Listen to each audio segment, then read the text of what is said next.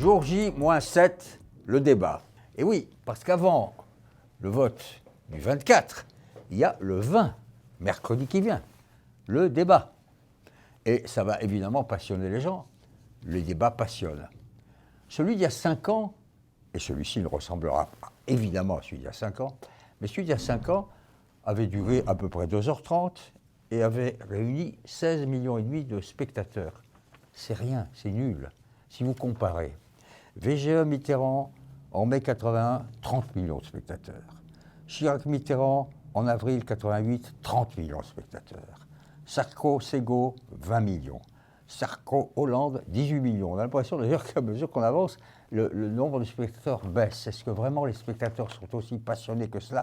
Je ne sais pas. De toutes les façons, on sait bien que l'un ne ressemblera pas à l'autre et que le score, après tout, c'est pas ça qui compte. Ce qui compte, c'est le ressenti, l'image.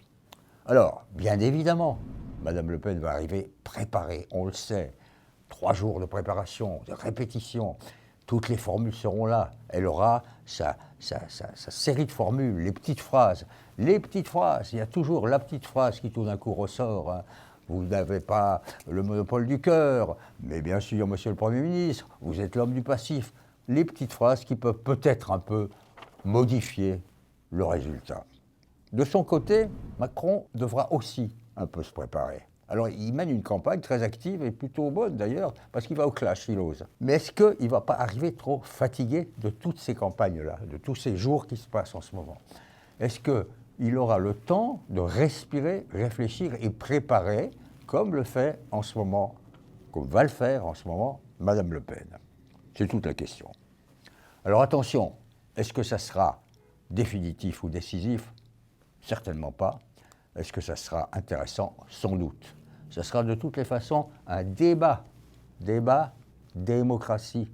Nous avons cette chance. C'est une démocratie. À 3 heures d'ici, il y a l'Ukraine et les barbares. Donc, ne nous réjouissons pas.